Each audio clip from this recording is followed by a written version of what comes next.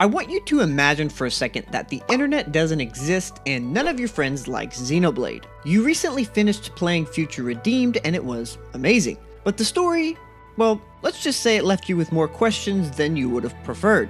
What actually happened to Pyra and Mythra? Why did Shulk, Rex, and A disappear at the end? Do the worlds merging together mean Noah and Mio got to see each other again? Without the internet, you'd have to come to your own conclusions on these questions, right? Granted, Future Redeemed's story was written around the idea that we could converse online with others, but that doesn't change the fact that so many questions were never directly answered. And to be completely honest with you, this kind of pissed me off at first. It's why I made theory videos about questions I had based on, well, not much evidence admittedly. Using ambiguity in writing is nothing new, but it's a form of storytelling that isn't always looked upon favorably. Some people say it's a horrible way to tell a story, and others say it's essential. So why does Monolith Soft use it so much? And more importantly, did it end up doing more harm than good? Love it or hate it, Monolith Soft and Nintendo are corporations at heart, and their bottom line is to make.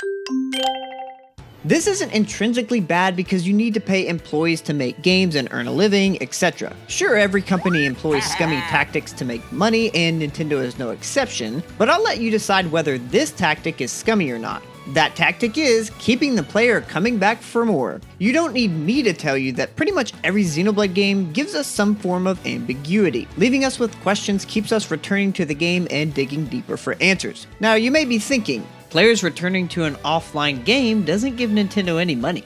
And you'd be correct, but what it does do is build up a loyal audience that's wholly invested in the story. How many movies or shows have you watched recently that don't have a plethora of ending explained videos all over YouTube? It's a natural way to create buzz and excitement, and it's part of the reason Monolith Soft made the story of Xenoblade 1 and 2 connect, even though they were never meant to. Usually, the stronger the fanbase, the more money Nintendo gets. And wouldn't you know, this same exact tactic is used in other Nintendo games too, just in a different way. Mario keeps fans coming back because of the fun and, mostly, unique gameplay. Animal Crossing keeps fans coming back with a very unique real-time clock. And these kinds of things build up a good reputation for Nintendo games. I don't know about you, but for the most part, I want games to keep me coming back digging for answers to questions like, where the hell is Mythra's kid? And if I don't find that answer, you can bet your rumpus I'm gonna theorize about it until I get a concrete answer in the future.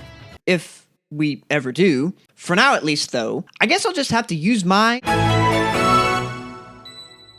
This really goes hand in hand with the whole building up a reliable IP, but I would like to believe that there are those within companies such as Monolith Soft who genuinely want their players to have fun speculating and theorizing, which I'll back up in my next point. As much as any of us don't want to hear, there are some things within the Xenoblade lore that were meant to be left unanswered. In other words, I personally think the writers intentionally did not come up with definitive answers to certain questions, or at least will never tell us their answers, simply because they want us to come up with our own answers. This not only keeps the conversation going, but it also makes us personally attached to the story. Trust me, I found this very frustrating at first, so if you're in that boat, you're not alone. But if you really start to think about it, this makes things so much more interesting. A plot point doesn't even have to be anything ambiguous either. The voice actress for Pyra and Mythra, Sky Bennett, tweeted about how she didn't like the fact that Rex ended up with Mythra and Nia in addition to Pyra, and stated that in her headcanon,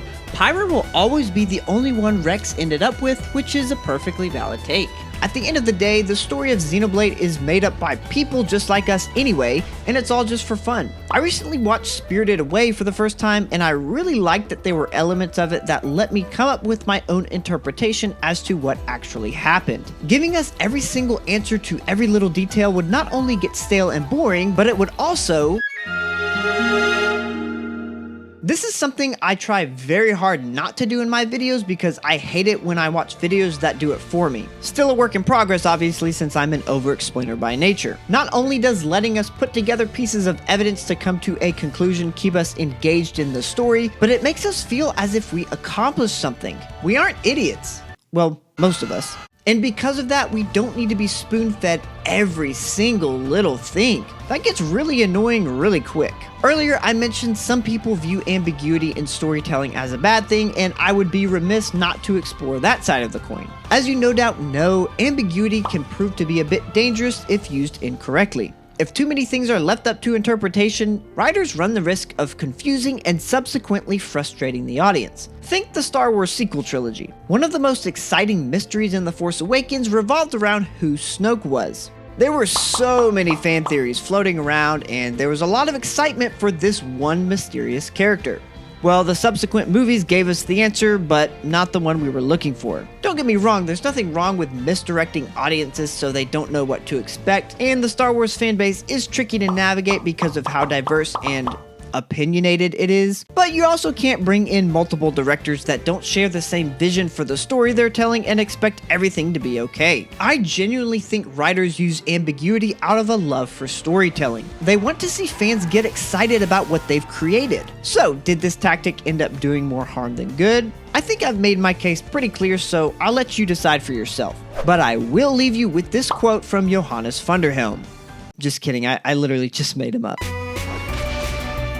Don't worry, Xenospectives isn't going anywhere. I just needed a little break to make a more casual video. So whenever I drop a non-Xenospectives video, just know the series hasn't been canceled or anything. Let me know what you thought about this style of video, and if you're new here or need to catch up on any videos you missed, feel free to check out another one, and as always, thanks for watching till the end.